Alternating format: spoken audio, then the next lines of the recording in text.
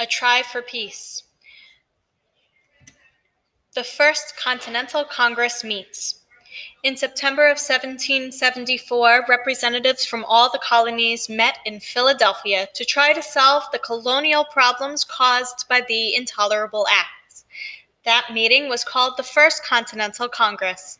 The First Continental Congress wrote letters to the British government demanding the repeal of the Intolerable Acts and all revenue-generating acts. The Congress also wanted most of the British Army stationed in the 13 colonies to go back to Britain.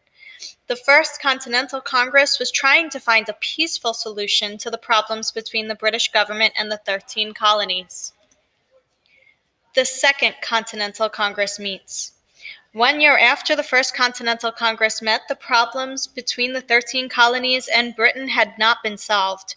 Fighting at Lexington, Concord, and Bunker Hill had broken out between the colonists and the British Army.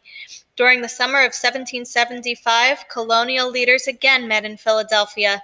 They called that meeting the Second Continental Congress. Some colonial leaders believed that the problems between the colonies and Britain were leading to war.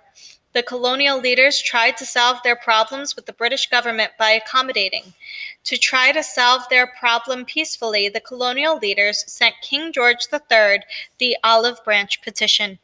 The Olive Branch Petition asked the British king to repeal the Intolerable Acts and help find a peaceful solution to the problems between the colonies and Britain. King George III refused to read the petition. Proclamation of Rebellion. Not only did King George III refuse to read the Olive Branch Petition, he issued the Proclamation of Rebellion. In the Proclamation of Rebellion, King George said that the rebellion against the British government existed in the 13 colonies. He said that any person who shared the colonist point of view should be thought of as a traitor. He also ordered the colonial harbors shut down, just like the Boston Harbor. To further economically hurt the 13 colonies, King George III stopped all trade between British businesses or industries and the colonies. Finally, King George III sent more troops to make the colonists obey British laws.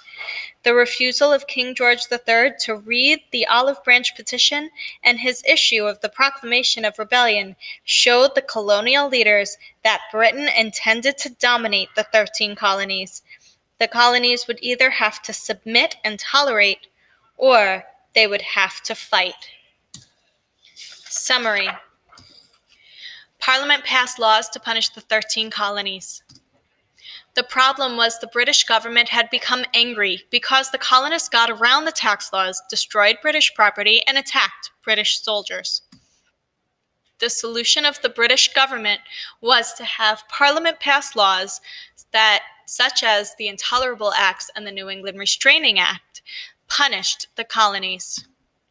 The effect was the laws caused Britain and the 13 colonies to come closer to war.